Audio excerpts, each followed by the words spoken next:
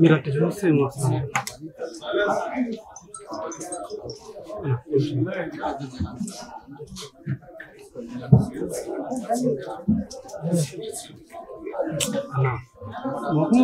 అక్కలు పోయిపోతాం బ్రో మీకు ఈ ముఖాలు వస్తున్నారు ఏం కనబడదు.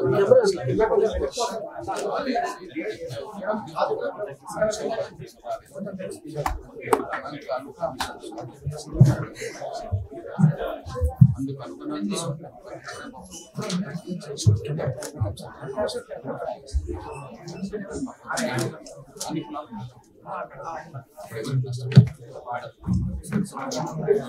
స్టేట్ మళ్ళా ఉద్యోగపరంగా స్టేట్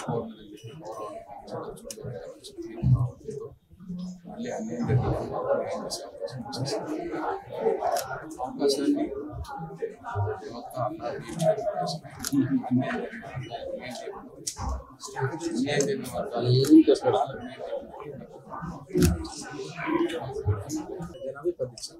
అందులో ఏ కులం జనాభా అట్లనే ఇక్కడ 59 కులాల జనాభా కలిపితే 15% ఇప్పటి వరకు ఉంటుంది.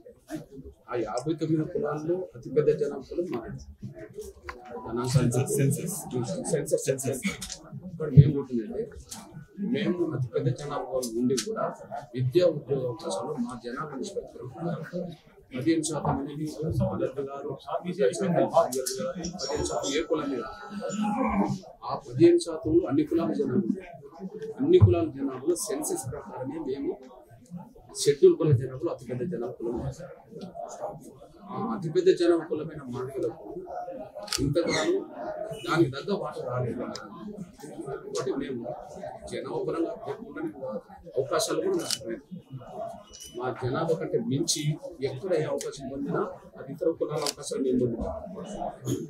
ఇప్పటివరకు ఏ కమిషన్ మా జనాభా కంటే మించి మార్గాలు పొందింది ఎక్కడ ఎవరో ఒకరు పొందింది కానీ మేము పొందింది.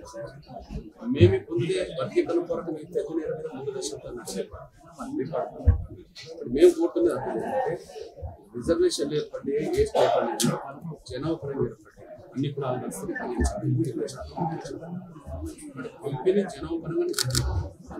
రెండోది మా జనాభా ఎక్కువ అవకాశాలు మేము కోల్పోయింది. అంటే మేము నష్టపోయిన వర్గాల్లో ప్రధానంగా మేము ఎక్కువ ఉంది కాబట్టి దానికి తగ్గ అవకాశం రాలేదు కాబట్టి మేము నష్టపోయాం. కాబట్టి జనాభా పరంగా పంపిణీ చేయాలి, సేమ్ టైం నష్టం